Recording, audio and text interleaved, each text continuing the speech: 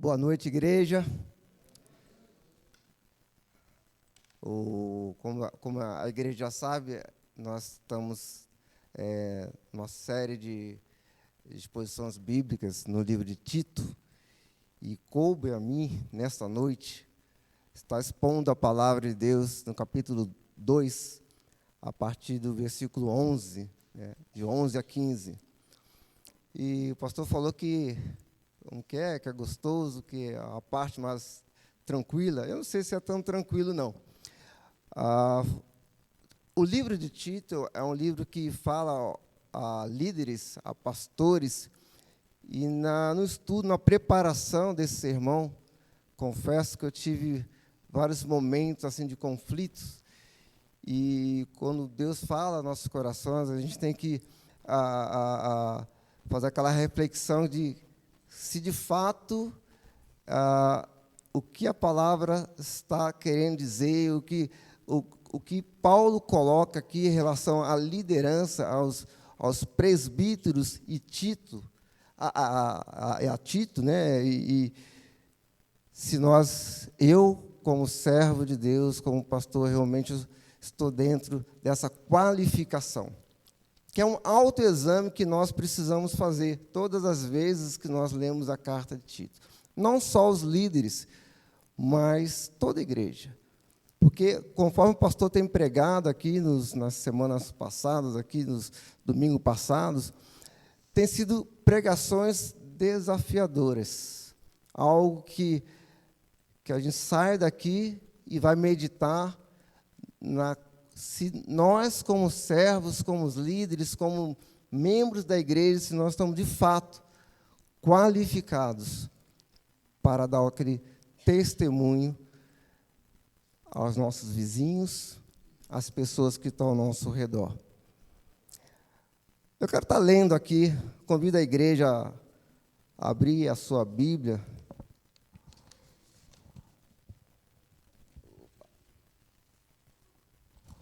No capítulo 2, a partir do versículo 11, quando diz assim, 2:11. Porque a graça de Deus se manifestou, trazendo salvação a todos. Ela nos educa para que, renegadas a impiedade e as paixões mundanas, vivamos nesse mundo de forma sensata, justa e piedosa, aguardando a bendita esperança e a manifestação da glória do nosso grande Deus e Salvador Jesus Cristo. Ele deu a si mesmo por nós, a fim de nos remir de toda iniquidade e purificar para si mesmo um povo exclusivamente seu, dedicado à prática de boas obras. Ensine essas coisas, também exorte e repreenda com toda a autoridade, que ninguém despreze você. Oremos. Senhor nosso Deus, eterno Pai, nós te damos graças por esse momento, por essa oportunidade. Rogamos ao Senhor, Pai, que o Senhor nos use nessa noite. Fale aos nossos corações. Que possamos sair daqui, Senhor, diferente de como nós entramos. Que possamos ter entendimento e compreensão da Tua palavra.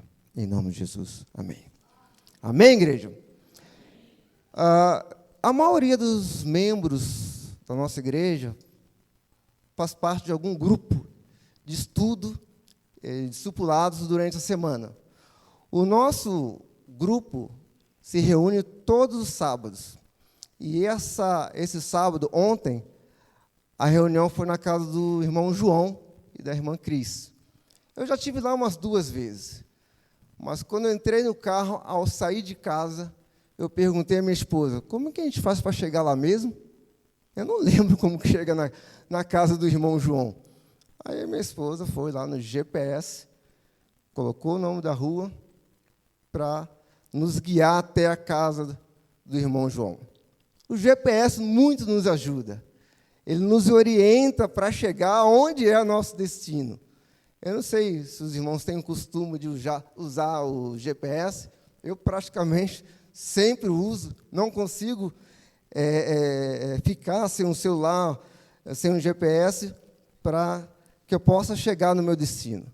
E isso é uma bênção para nossas vidas. Sabendo usar o celular, sabendo usar o aplicativo GPS, muito nos auxilia ao nosso destino. Interessante que, como cristão, como servo de Deus, nós temos um destino. Precisamos chegar a algum lugar. E o nosso destino é a vida eterna. É lá nos céus.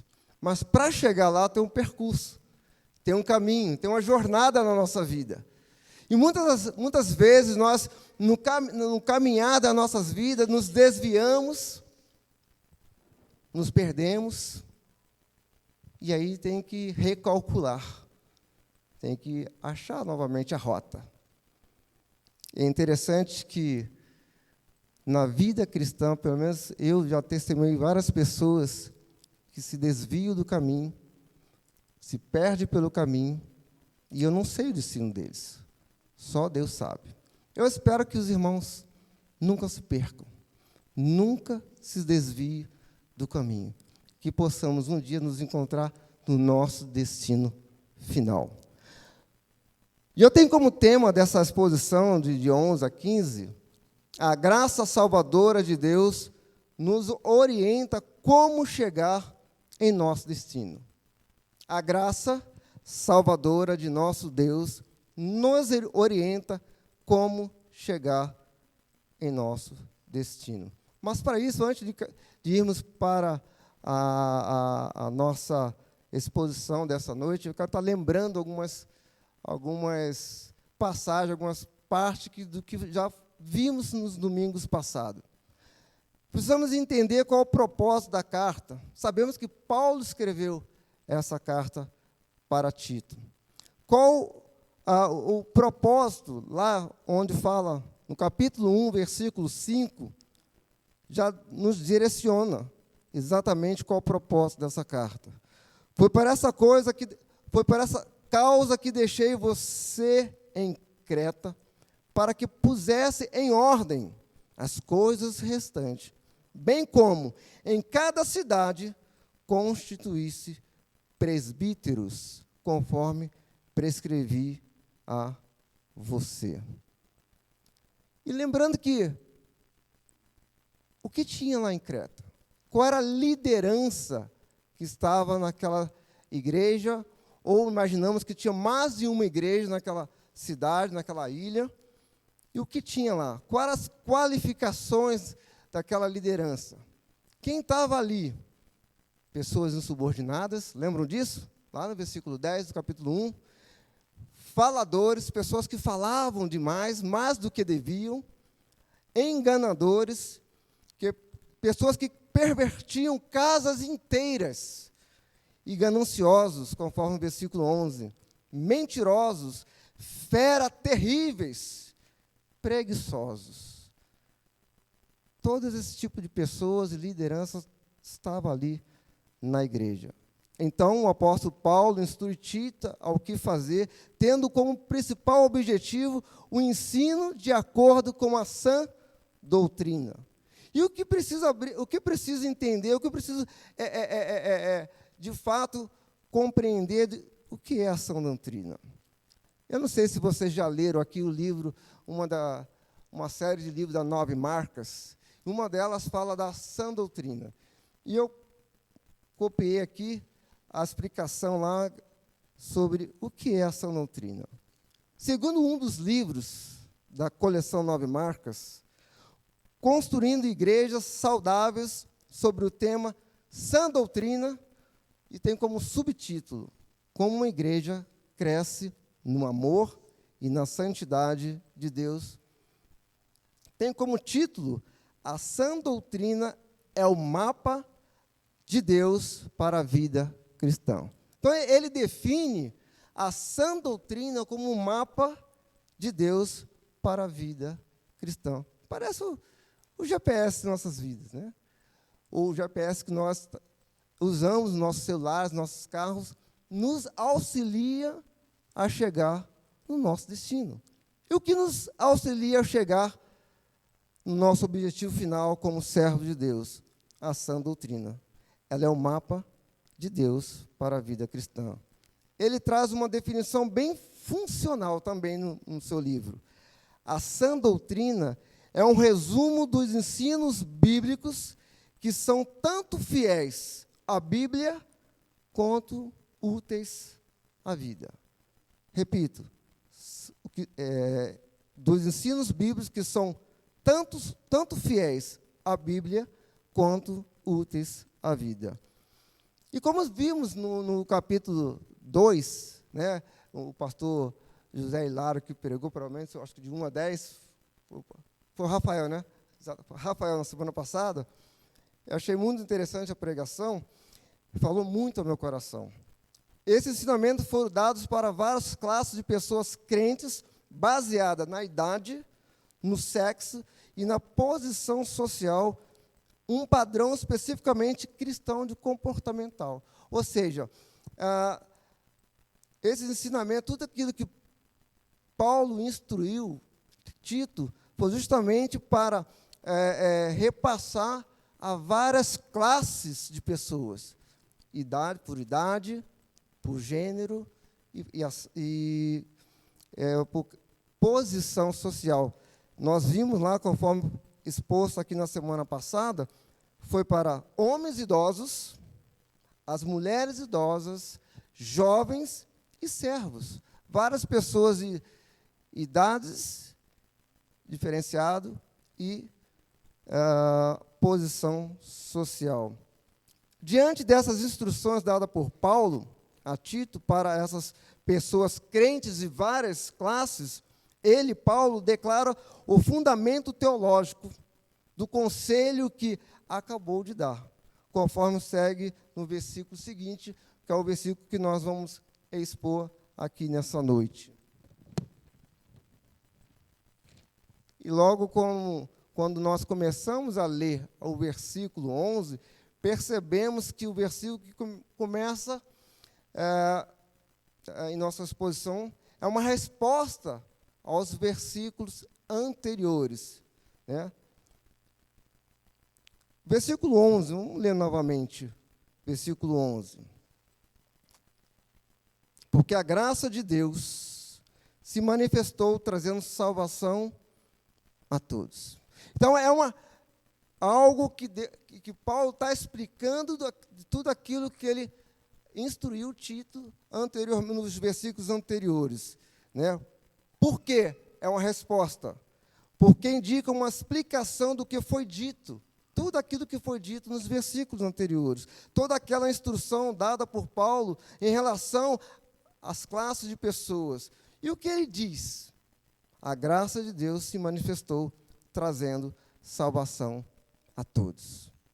A graça de Deus se manifestou, trazendo salvação a todos. Aqui Paulo usa a expressão a graça de Deus para resumir todas as ações de Deus a nosso favor. Graça representa o favor gratuito de Deus, a bondade espontânea mediante a qual intervém para ajudar e livrar os homens. A graça de Deus é favor ou compaixão imerecidas de Deus. Irmãos, muitos dos irmãos já viram aqui, quando perguntam, olha, pastor, você está bem? Eu costumo dizer, estou melhor do que mereço. Nós não merecemos nada, irmãos. De fato, nós não merecemos nada. E é pela graça de Deus que nós estamos vivos. É pela graça de Deus que nós estamos aqui nessa noite. É um favor imerecido de Deus. E quando eu falo as ações de Deus a nosso favor, isso implica a encarnação e a expiação do nosso Senhor. São duas doutrinas básicas da nossa igreja. A encarnação e a expiação de nosso Senhor. Logo na primeira parte do versículo 11, quando lemos, porque a graça de Deus se manifestou, a frase se manifestou, essa partícula não só diz da pessoa, como toda a obra de Jesus Cristo. Se manifestou, conforme 2 Timóteo 11:10. Abra suas Bíblias, 2 Timóteo 11:10.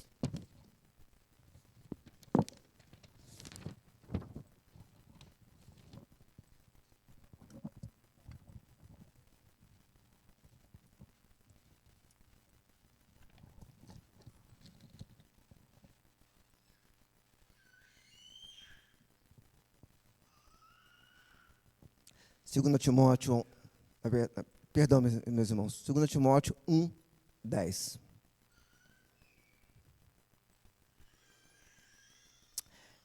Segundo Timóteo 1:10 diz assim: é manifesta agora pelo aparecimento do nosso Salvador Jesus Cristo. Ele não só destruiu a morte, como trouxe à luz a vida e a imortalidade mediante o Evangelho. E o que é fantástico nisso? Na última parte do versículo, trazendo salvação a todos, há uma pergunta que muitos fazem. Muitos fazem essas perguntas. Quem são esses todos que aqui diz? Quem são esses todos? Aí precisamos voltar ao versículo de 2 a 10 desse mesmo capítulo. Todos aqueles que foram citados lá nos versículos anteriores. Os homens idosos, as mulheres idosas, os jovens e os servos. Todos aqui significa esse conjunto de pessoas e classes de diferentes idades. Todos esses que Paulo fala aqui, né, dentro do versículo do capítulo 2, de 1 a 10. Homens idosos, as mulheres idosas, aos mais jovens e aos servos. Todos os tipos de pessoas, independente do gênero, idade ou classe social. Todos esses estão aqui enquadrados nessa palavra, todos. Tito tinha um grande desafio. Tito possivelmente era um pastor jovem, mas com um grande desafio. O desafio de Tito era levar a doutrina sadia para uma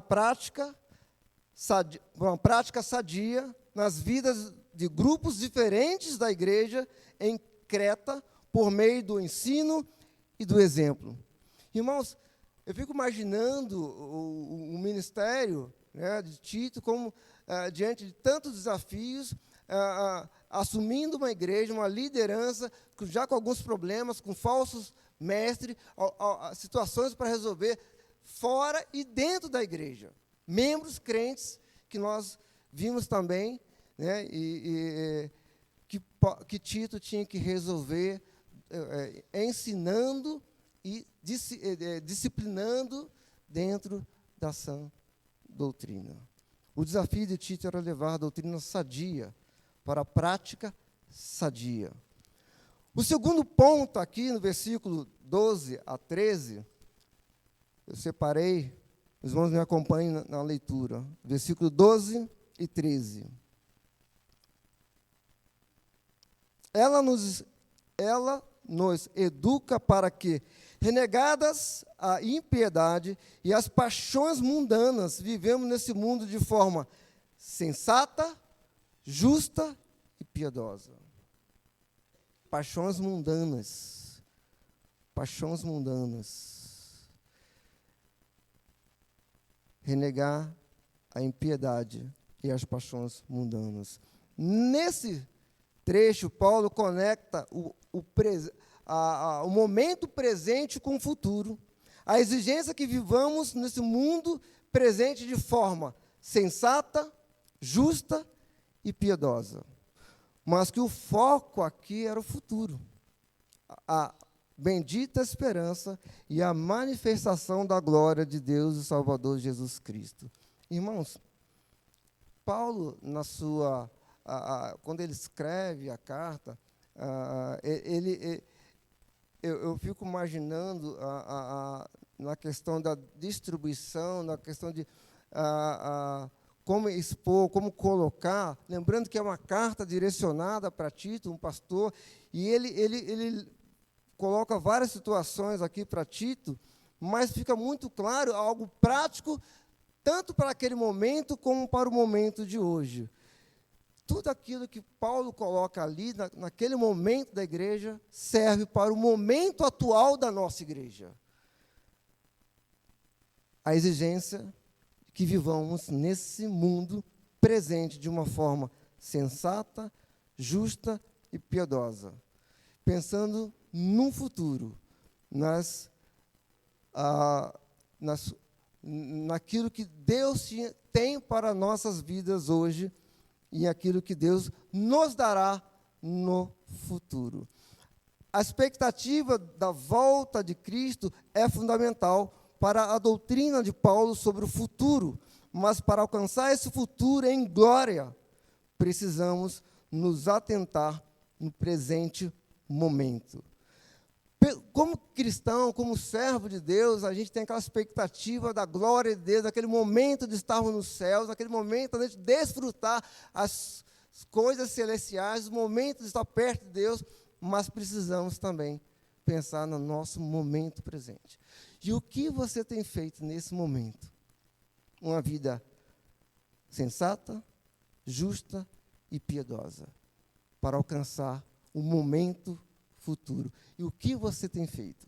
O que você tem colocado diante de Deus e o que você tem refletido sobre a sua vida, momento hoje, para o futuro? Eu dividi essas duas partes, esse segundo ponto. Eu dividi essas duas partes do segundo ponto. A primeira parte desse segundo ponto diz respeito ao momento presente, versículo 12. Aquilo que Tito estava vivendo na igreja de Creta. Na versão, nova versão transformada, a NVT da Bíblia, traz assim: somos instruídos a abandonar o estilo de vida ímpio e os prazeres pecaminosos. Vou repetir. Somos instruídos a abandonar o estilo de vida ímpio e os prazeres pecaminosos. Irmãos, quantos crentes ainda vivem no mundo, numa prática totalmente mundana? Quantos de nós praticamos algo que não é tão diferente que esse mundo pratica? No nosso linguajar, as nossas ações, o que fazemos no nosso dia a dia, o nosso relacionamento. E eu achei muito interessante que aqui foi colocado, eu não lembro se foi pelo pastor Hilário ou pelo nosso irmão Rafael, se nós, dentro da nossa casa, não dermos o nosso testemunho, o que vale a nossa vida? Como que é a nossa vizinhança? Eu estou com a minha vizinha aqui, eu fico pedindo, pelo amor de Deus, o que ela pensa de nós lá na nossa casa? Como que ela nos vê como vizinhos? E eu acabei de ver ali que eu estou com o meu chefe, ele está lá atrás, chegou lá atrás, onde eu trabalho. Eu trabalho no comércio e eu tenho que dar meu testemunho. Meu chefe está lá. Eu não sei o que ele pensa de mim. Ele é meu superior. Ele sabe que eu sou crente, que eu sou pastor. Mas lá no meu ambiente de trabalho, será que de fato eu tenho vivido uma vida sensata, justa e piedosa? É muito fácil, aos domingos, pregar na igreja, expondo a palavra de Deus, mas como tem sido as nossas vidas durante a semana? O que temos feito durante a semana que possamos chamar a atenção das pessoas que estão ao nosso redor, para elas pensarem e dizer, ali tem um servo de Deus, ou não. Porque dependendo das suas ações, das suas atitudes. E eu espero que eu tenha dado bons testemunhos no meu ambiente de trabalho. É uma surpresa tê-lo aqui. Eu vejo meu chefe todo dia, de segunda a sábado, quando eu trabalho. Hoje eu estou vendo aqui na igreja. Aí eu vou chegar amanhã no trabalho, como é que vai ser? Poxa, André, tudo aquilo que você pregou não bate com o que você pratica aqui durante a semana. Qual é essa? O que vai ser de mim no futuro? Qual vai ser o meu futuro? Uma vida sensata é uma vida com moderação, é uma vida sóbria, mente sã. Vida sóbria, vida sensata, eu fico imaginando um bêbado que quando bebe está com a cara cheia, não sabe o que fala, não sabe o que fazer, faz besteira muitas vezes, não tem sobriedade nenhuma, fala o que não deve, não tem uma mente sã, não tem uma vida moderada e faz besteira. Uma vida justa, uma vida reta, uma vida que agrada a Deus, uma vida piedosa, uma vida de amor, uma vida altruísta. Altruísmo é aquilo que, pelo outro, pensando no outro. Será que eu tenho vivido isso? Uma vida altruísta, uma vida que pensa no outro. E assim, Paulo orienta Tito para passar isso para a igreja, para orientar essa igreja, para ensinar isso para a igreja, porque a igreja, os membros daquela igreja, precisavam ter uma vida sensata, justa e piedosa. Eu nem sei se eu vou trabalhar amanhã, porque eu vou chegar lá com vergonha, porque eu não sei o que o meu chefe vai falar. Ele está lá atrás. Eu não sei. A minha vida, a nossa vida, a sua vida, precisa ser sensata, justa e piedosa. Nas nossas práticas, nas nossas ações. Lembro do meu concílio, há muitos anos atrás, alguns anos atrás. E aí, todo seminarista fica nervoso no dia do concílio. Tinha vários pastores para nos prensar contra a parede no meu concílio. E aí o pastor da igreja lá, ele virou assim, não, fica tranquilo, você não vai ter que responder pergunta nenhuma. Nós queremos a sua esposa aqui na frente. Falei, misericórdia. Eu não ia precisar responder nada. Ele brincando comigo, a entrevista hoje vai ser com a sua esposa. E aí? Vida sensata, justa e piedosa. Precisamos colocar isso em prática. A segunda parte desse segundo ponto diz respeito ao futuro, no versículo 13. Aguardando a bendita esperança e a manifestação da glória do nosso grande Deus e Salvador, Jesus Cristo. A graça salvadora de Deus nos capacita a viver mantendo a esperança na volta de Cristo. É a graça salvadora de Cristo Jesus que nos ajuda a viver a esperança da volta de Cristo. A esperança não é uma mera projeção de desejos, mas uma certeza do que acontecerá. A esperança tem o seu lugar ao lado da fé e do amor como uma das virtudes cristãs.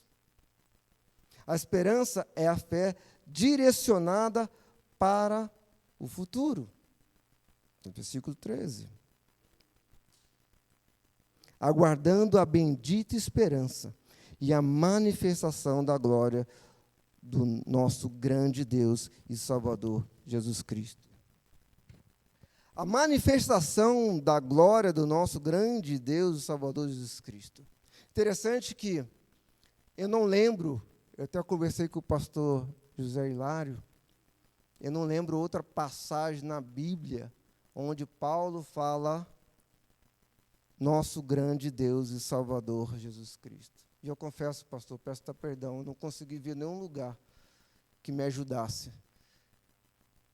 Porque Paulo, ele fala aqui nessa passagem de Tito, nosso grande Deus e Salvador Jesus Cristo. Por que ele fala aqui o nosso grande Deus e Salvador Jesus Cristo? Justamente aqui, nessa carta para Tito. Nosso grande Deus e Salvador Jesus Cristo. É isso que nós temos que ter em vista. Quem é Deus para você? Meu grande Deus e Salvador Jesus Cristo. E isso diz respeito, na segunda vinda de Cristo.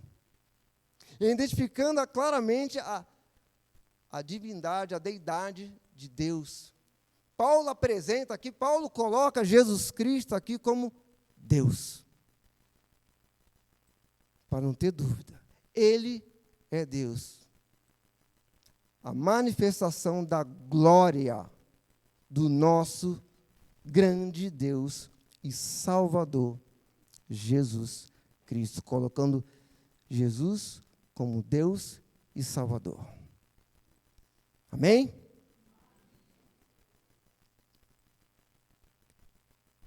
E por que nós aguardamos? Por que nós aguardamos? Conforme diz aí, versículo 13, aguardando a bendita esperança. Por que nós aguardamos?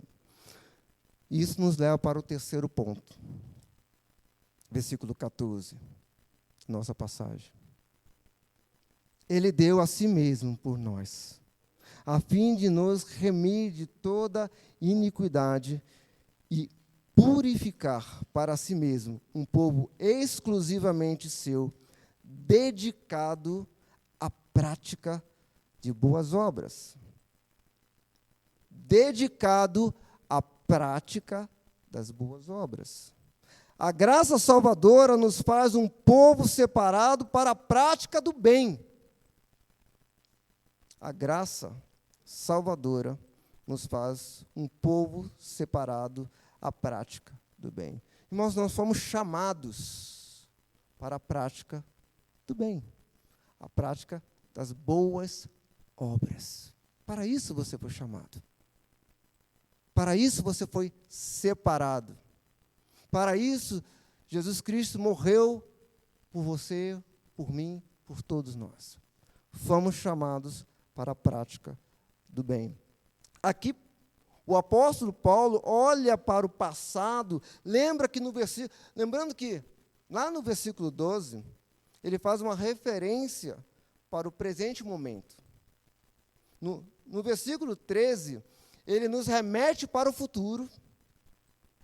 Ele olha para o ato histórico da redenção que constitui o fundamento da posição cristã. Paulo enxerga a obra de Cristo Jesus como fazendo algo por nós que nós não poderíamos fazer por nós mesmos. Só Jesus Cristo poderia fazer. Por mais que eu tentasse morrer por você, eu não conseguiria levar você à salvação. Só Jesus Cristo. Só Ele poderia morrer por nós.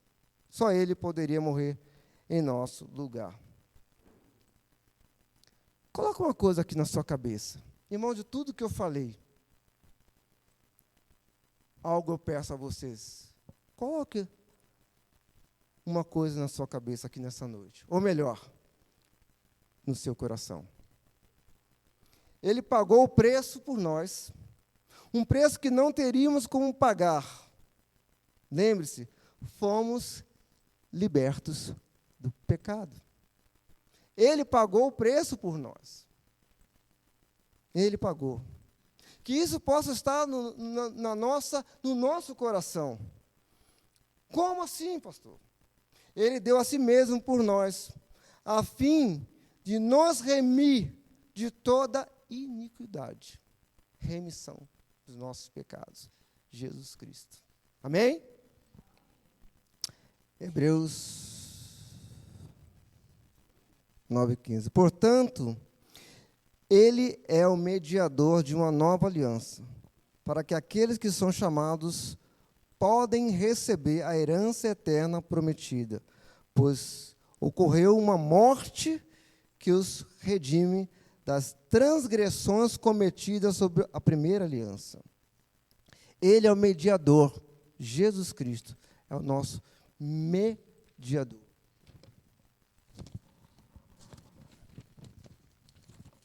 Só Ele poderia morrer em nosso lugar. Só Ele. Essa ação tem dois lados.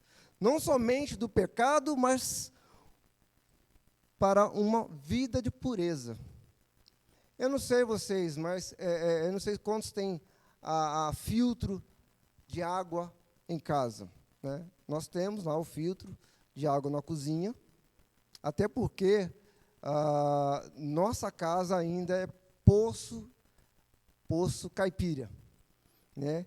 Então, para a água ser filtrada, nós temos o filtro lá para chegar o mais puro possível, para nós bebermos, consumirmos essa água.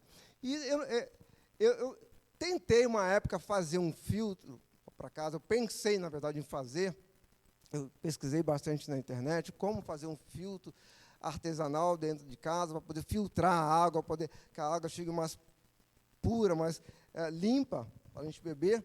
E eu sei que tem várias camadas, pedra, areia, para colocar, né, para filtrar a água. Contém materiais filtrantes projetados para remover impurezas e melhorar a qualidade da água. Essa é a função do filtro, de purificação. Pois a sua função é de bloquear contaminantes sólidos na água, como partículas, como fuligem e outra sujeira, vermes, qualquer outro tipo de bactéria. Essa é a função do filtro. Filtrar, purificar. A nossa vida, enquanto terrena, estamos no processo de purificação ou de santificação. Purificação, santificação. Deixando de lado todas as impurezas, todo o pecado, tudo aquilo que não agrada a Deus, todas as nossas ações e pensamentos que não agrada a Deus, para que possamos, numa vida futura, no momento futuro, estar diante de Deus.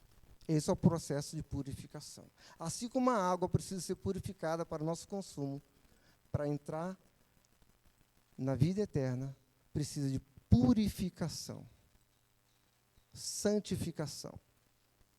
Como assim, pastor? Deixando pecado, deixando as ações pecaminosas, né? Conforme lá no versículo anterior que nós lemos,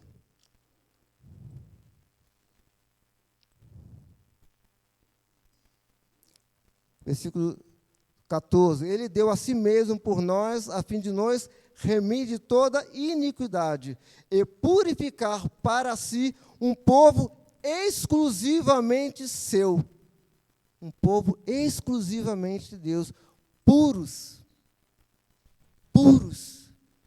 sem nenhuma impureza, sem nenhum pecado.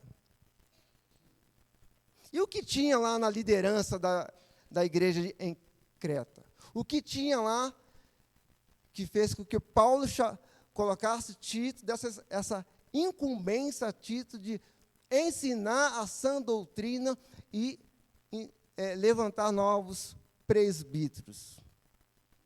Qual era o perfil dessa liderança que estava lá? Ou melhor, o que tinha em Creta que fez com que Paulo instruísse Tito a exortar e ao ensino da sã doutrina? Tinha falsos mestres, aqueles que ensinavam, davam ensinamentos errados. Mas não só a liderança, não só a liderança local, mas também há várias pessoas crentes de classes diferentes, conforme nós vimos aqui na semana passada, de 1 a 10. Crente que tinha atitudes, ações que não agradavam a Deus. Paulo foi preciso levantar Tito, orientar Tito, aconselhar Tito, a exortar e a ensinar a sã doutrina para aqueles crentes que havia ali naquela época.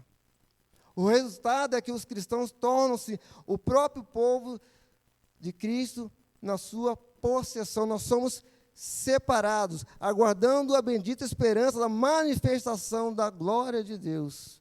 Nós somos um povo separado, dedicado a toda boa obra. Você foi separado por Deus para realizar as boas obras. É a graça salvadora de Deus que nos torna puros e zelosos na prática de boas obras. É essa graça que motiva ainda mais o amor agradecido do crente, que se expressa em obediência. Tudo isso debaixo da graça. É pela graça, irmãos. Tudo isso. E isso nos leva ao último ponto, quarto e último ponto, versículo 15. Ensina essas coisas, também exorta e repreenda com toda a autoridade, que ninguém despreze você. Ensine essas coisas, também exorte e repreenda com toda a autoridade, que ninguém despreze você. Tito não somente deve declarar esta mensagem, mas também exortar as pessoas a aceitá-la e a repreendê-las. Ensina essas coisas, Tito. Ensina. Ou seja, tudo que foi instruído a ensinar conforme a sã doutrina. Mas não só ensinando, mas também como representante de Paulo. Lembre-se que foi Paulo que deixou Tito lá em Creta. Ele tinha a incumbência de exortar e repreender todos aqueles falsos mestres e crentes que estavam ali com um comportamento fora da sã doutrina. E no final aí do versículo 15, depois dessas orientações e instrucionais, Paulo fecha essa perícope dizendo que ninguém despreze você, Tito. Em outra versão, ninguém te menospreze. Ou ainda, não deixe que ignore o que você diz. Lembre-se, essa carta foi direcionada para Tito, de Paulo para Tito. E o que diz aqui nesse última frase aqui do capítulo 15? Ninguém menospreze você.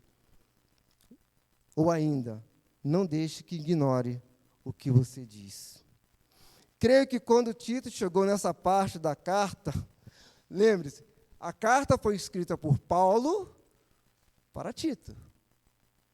E aí, depois todas essas instruções, orientações, Tito tinha que disciplinar, orientar, tinha que ensinar a sã doutrina para os que estavam na igreja, os mais idosos, os mais novos, os jovens, os servos, e toda aquela liderança de falsos mestres. Tito tinha que fazer tudo isso. E aí, eu fico imaginando Tito lendo essa carta, escrita por Paulo para ele. E acho que quando chega nesse momento da carta, Tito deve ter expressado assim: Senhor, só pela graça. Só pela graça. Imagina a situação de Tito, tendo que realizar, cumprir todas essas instruções dadas a ele por Paulo. E um resumo que entendo dessa passagem, irmãos: a disponibilidade e o poder transformador da graça de Deus nos capacita para toda boa obra.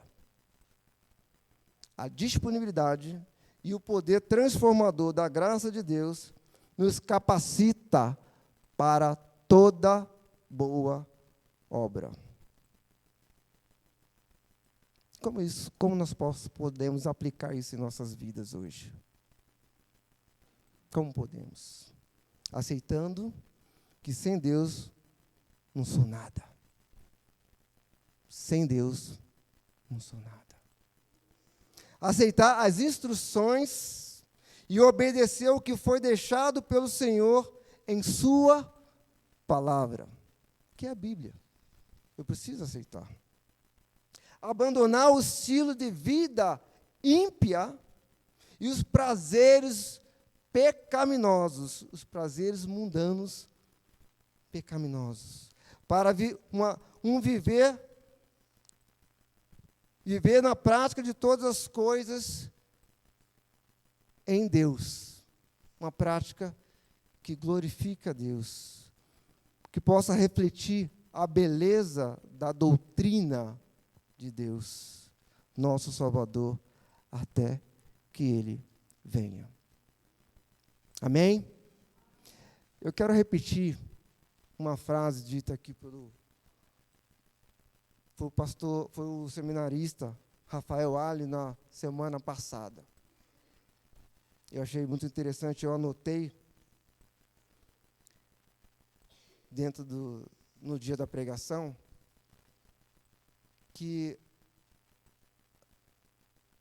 tudo que ouvimos da palavra de Deus, o que ouvimos da palavra de Deus, entra pelo ouvido. Fica na cabeça, mas precisa trabalhar o nosso coração, transformar o nosso coração. Precisa ficar no nosso coração. Não adianta só ouvir. Eu ouvi. Está na minha cabeça, eu entendi. Mas se não estiver no seu coração, não adianta. É só pela graça. Na dependência de Deus, pela graça de Deus. A graça salvadora de Deus que nos torna puros e zelosos na prática das boas obras. Amém? Feche seus olhos, vamos orar.